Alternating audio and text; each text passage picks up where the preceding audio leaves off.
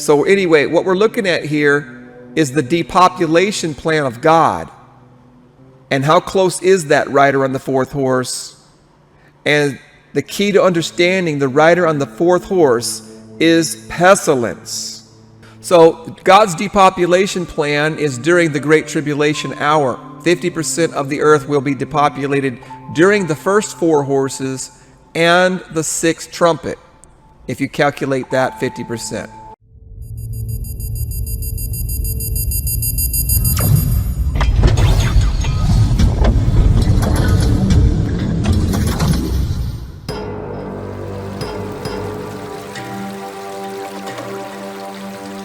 And we're going to talk about what's going on right now, because the rider on the fourth horse is very significant to what we're experiencing in the world right now with all the death that's coming. All the death that's coming, and they're not reporting it right now, but people are dying and dropping dead because of the you-know-what. We got to be careful what we say on YouTube about this thing, but I want to tie that into the rider on the fourth horse, okay? Because that rider is the only rider that has a name. Actually, let's look at the scripture real quick. It says right here in Revelation chapter 6, and I beheld a fourth horse, a pale horse. A pale horse, this is the fourth rider on the apocalypse, the fourth seal. And he says it's a horse, a pale horse, and his name was Death. This is the only rider who has a name. This is the only rider who has a name. Out of all four apocalyptic horses, this is the only rider that has a name. And his name is Death. Okay? And he has hell following with him. So there's really two companions riding side by side. And power was given unto them over 25% of the earth. 25% of 8 billion people is 2 billion people, approximately. Okay? 2 billion people will die from these four things right here. Now, some of this is tied into the first three horses. This fourth horse is kind of like an exponential acceleration of the first three, culminating in this fourth horse with emphasis and intensity, because the second rider is the one that's starting wars and killing with the sword, right? But here we see it again, right? And then we have the hunger coming from the third rider on the third horse, right? So this rider is repeating some of the things from the other horses, but it's bringing this one here pretty uniquely. This right, if we look up this word death right behind my head here, if we look that word death up, that word death also means pestilence. And I think we should look that up and show you real quick that this fourth horse is going to be bringing pestilence into the earth. Let's look this word up. I'm pretty sure that it does mean that. Here we go. Let's look at this dictionary right here. As you can see, that word death translates into pestilence right here. You can see metaphorically it's used in these scriptures right here to mean plague and pestilence. This is the horse that's bringing in real, true plagues. Now, whether it's man-made or whether it is natural, God himself bringing these pestilence into the world, it doesn't really matter now, does it? Certainly God could use the scientists to release, accidentally or on purpose. Certainly God can use the elite's plan to depopulate the earth for his purpose. If God's plan is to depopulate, you know whose plan it is to depopulate the earth? It's God's plan to depopulate the earth. I'm going to show you in scripture where God plans on depopulating the earth. I can show you 50% of the earth will be depopulated. Now the goal for the elite is to depopulate by what? 80, 90, 95%? They won't be successful in that. God will be successful in depopulating 50%. Jesus tells us right here, I tell you, during those days, there shall be 2 men in one bed, one shall be taken and the other one left. 2 women grinding in the field, one will be taken and the other one left. 2 men shall be in the field, one shall be taken and the other one left. Now this is not talking about the rapture as some have said. This is talking about removing people from the earth. The rider on the 4th horse, the reapers coming into the world and literally depopulating the earth. Okay? And that's what these passages are talking about here in Luke chapter 17. All right? Well, you could take a look at some of this with me here if you want to. And we can see the scriptures about that. I've talked about this occasionally, and I like to talk about this from time to time because it's a very important scripture, what we're looking at here. Depopulation is coming. The rider on the 4th horse is here.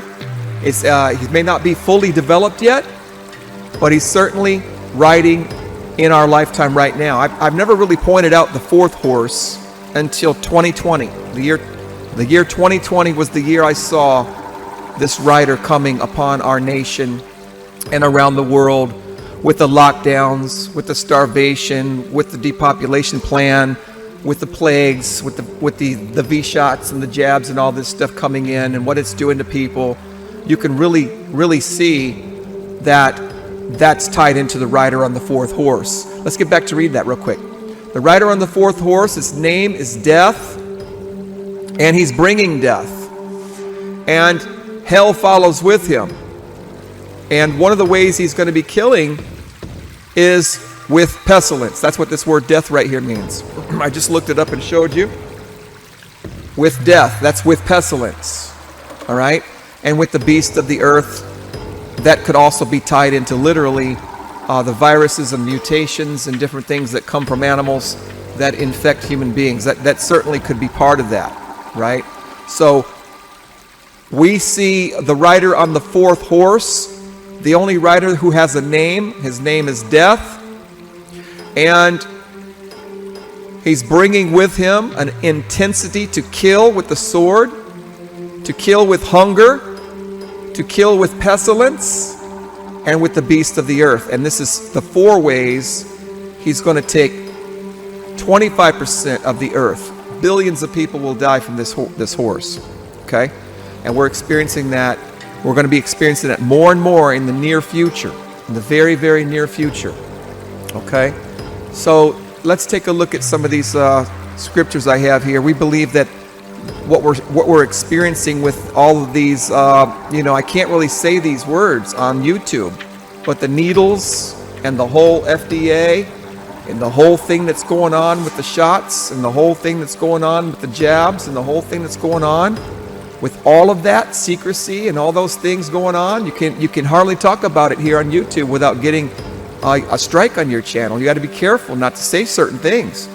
But that whole thing that's going on since 2028, I believe, has to do with the rider on the 4th horse. Okay? So let's take a look at some of this right here. We're going to look at chapter 6 real quick, the book of Revelation.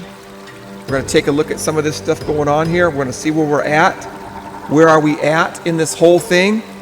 This is the book of Revelation chapter 6. This is the outlay of the Great Tribulation hour in one chapter. Revelation chapter 6 literally is the beginning and the end, where God's pouring out his wrath at the end of the chapter. It's just a very concise, very generalized view. And then starting in chapter 7 to 19, it goes into details about everything it says right here in this one chapter. Revelation chapter 6 is one chapter that covers the whole entire Great Tribulation hour into the wrath of God. Okay? And so you can see right here these parts, which are the horses coming down, and we're in that phase right now where the horses are coming down, all 4 of them.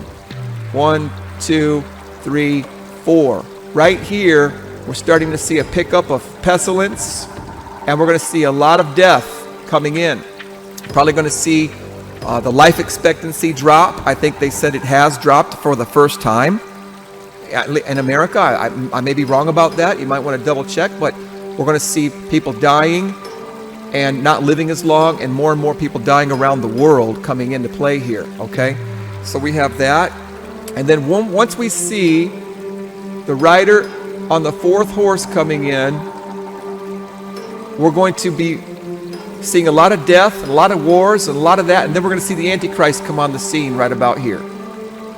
Okay? Because the Antichrist has to be on the scene before Seal 5, or around Seal 5, or simultaneously with Seal 5. This is Seal 5 right here, and that's the great persecutions of Christians and Jews and any political dissidents that disagrees with this world leader. That's all going to be visible and clearly seen, recognizable by the time we get to Seal 5. Okay? So we know we're not in Seal 5 yet because there is no world leader on the scene. That's how we're going to know that Seal 5 is open, because there'll be a world leader on the scene persecuting and killing his opposition, and especially those who follow God and keep his commandments. That hasn't happened yet, so we know we're not in Seal 5, okay? But we do see that we're getting into this fourth horse right now with these pestilence coming, okay? So it's increasing, and then boom, it's going to hit real hard right here, and then all of a sudden we're going to see this leader pop up on the scene right here and start putting people that won't be, vaccinated, if you want to, round those people up who refuse to take it, put them in FEMA camps or concentration camps. Anybody that disagrees with his plan, anybody that won't fall in line, will be persecuted and killed right here by the fifth seal. Okay? So this bottom part literally is after the resurrection rapture event. A lot of people don't understand how to divide this chapter properly, but these verses down here about the wrath of the Lamb, the wrath of God, he's coming back, he's going to make war with those left behind, the nations and all that stuff, and the vials are going to be poured out and all that stuff, and that's going to happen after the fifth seal, but we'll be resurrected, raptured right about in between these two seals right here. Okay? We're going to go through the persecutions of the Antichrist right here. We're going to go through seeing big-time wars. We're going to go through seeing starvation. We're going to go through seeing great persecutions. We're going to lose our houses. We're going to run underground. We're going to hide in the wilderness. We're going to refuse to take the you-know-what and the mark of the beast. And it's going to be a time of great testing such as was not ever for Christians and believers. And it's going to be the Great Tribulation hour, really, for the most part. All right? This is the build-up to it up here, building up stronger and stronger. And then when it gets down to the greatest pestilence the world has ever seen, that's going to be one of the reasons why people are going to be locked up, because they will not agree with that. And one of the reasons they're going to be locked up is because they refuse to take this mark that's coming. And they refuse to follow and believe and do that, because that's worship, by the way. When you listen to the world system, when you do what they tell you, when you take their jabs and you take their chips and you take their tracking apps on your phone, and this is all part of worship, and a lot of people don't realize it. They think that they're not taking the mark of the beast yet because there's no man to worship yet. But little do they know that they are starting to worship the beast system, and sooner or later you're going to be so dialed into it, so plugged into it, so interdependent on it, so interwoven with the system, that when the man shows up, you won't even realize that you've surrendered your life, your soul, your mind, your body, your family. You've surrendered and submitted to the beast system. Okay? So this is what we're talking about here in chapter 6. That's how that breaks down technically there. But let's take a look at something real quick here in terms of how we're going to lead into this great tribulation hour, and it's going to turn into the wrath of God. These are some reviews, really, of what we've already gone through as a group. But you see all the chapters lined up right here, okay, for chapter 6 all the way to chapter 19. And what we're looking at here is how chapter 6 gets into basically the overview of what we just saw. Okay, chapter 6 gets into just the overview of the entire end, all the way down to the wrath of God coming. And then starting in chapter 7, it tells the story all over again and gets into all the stuff about the tribulation, the mark of the beast, the Antichrist. It gets into where Christ comes back and pours out the vials of wrath and makes war with the people left behind into the wrath of God over here in these chapters.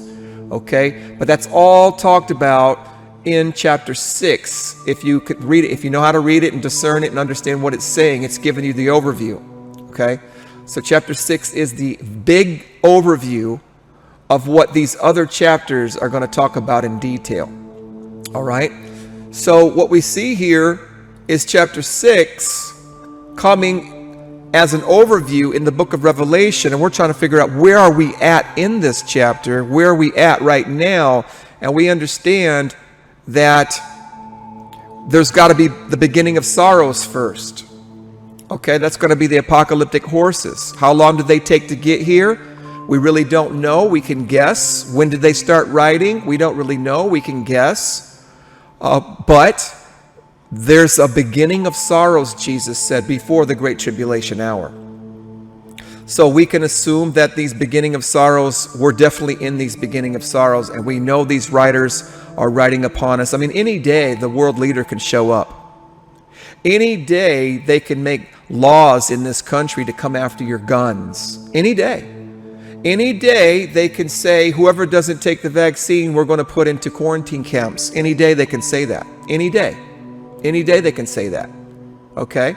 Any day.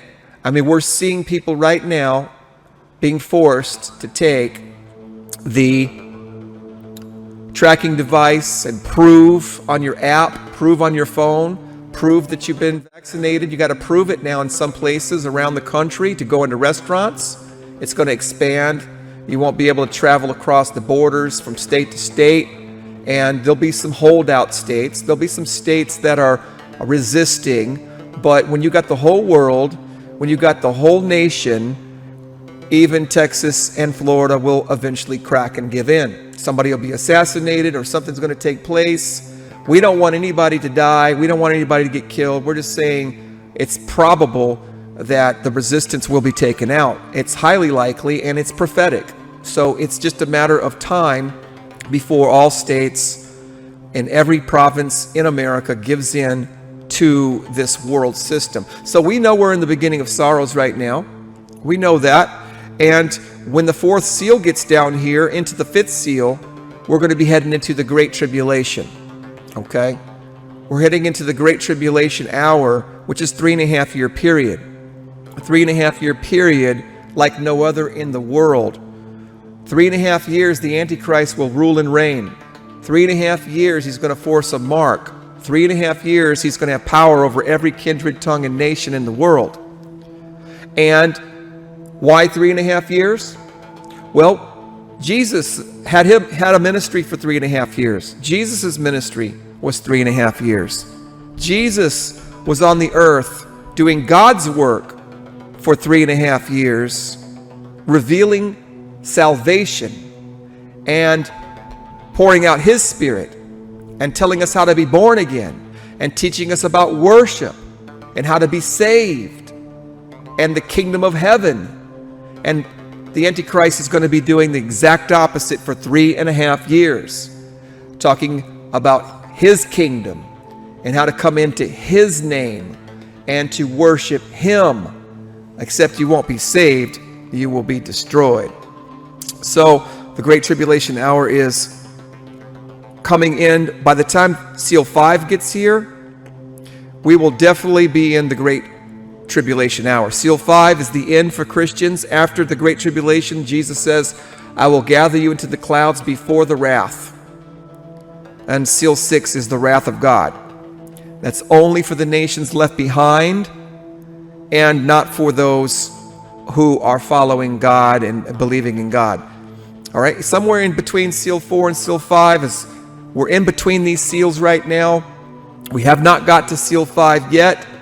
but we're starting to see an increase of the telltale sign of the fourth rider is pestilence. That's the big clue to that rider, to knowing about that rider and how close is that rider on the fourth horse. And the key to understanding the rider on the fourth horse is pestilence. Okay, the more we hear about this, the more we see about this, the more we're dominated by this and overtaken by this, is the evidence that this rider on the fourth horse, or the fourth seal, is ever more present and upon us. And the next seal is, of course, the fifth seal.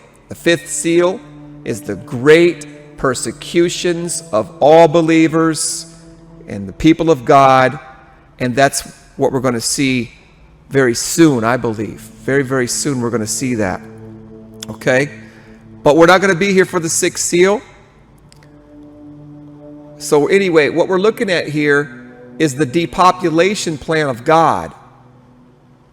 Sometime before the fifth seal is over, sometime before the resurrection rapture event, we're going to see 50% of the world killed. Okay, 25% in the first four horses, and 33% in the sixth trumpet. That gives us a total of 50%. Okay, now the war that's taking place in the wrath of God is between God and man. God and man. There's a war in the sixth vial, and there's a war in the sixth trumpet. We will be here for the war in the sixth trumpet, where 1/3 of mankind is killed. We will not be here for the war in the sixth vial. That's a resurrection rapture event taking us off the planet for that. Okay, so basically here's what it looks like. All these chapters lining straight across the top. Chapter 6 on the far left, chapter 19 on the far right.